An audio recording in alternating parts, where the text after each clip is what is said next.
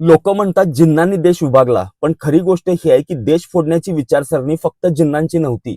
RSS त्या खेळात सामील होती. 1937 मध्ये सावरकरांनी म्हटलं होतं की हिंदू आणि मुस्लिम हे दोन वेगळे राष्ट्र आहेत. आणि काही वर्षानंतर गोळवळकर, ज्यांना आरएसएसचं गुरु मानलं जातं, त्यांनी आपले we are our nationhood define या पुस्तकात लिहिलेलं आहे की भारत फक्त हिंदूंचाच आहे. आता विचार करा, एकीकडे जिन्ना म्हणत होते की मुस्लिमांसाठी स्वतंत्र देश पाहिजे आणि दुसरीकडे आरएसएस म्हणत होती की भारत हा हिंदूंचाच.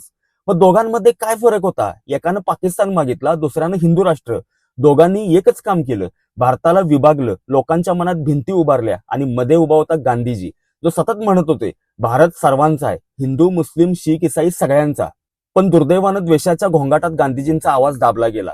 राष्ट्राच्या हट्टानं आणि आरएसएसच्या हिंदू राष्ट्राच्या जुनूनानं एकाच मातीचे दोन तुकडे केले. फाळणी फक्त जमिनीची नव्हती, त्या मुळाशी होते ते दोन्ही बाजूचे लोक, ज्यांनी माणसाला माणूस म्हणून नव्हे तर धर्माच्या चष्म्यातनं बघितलं.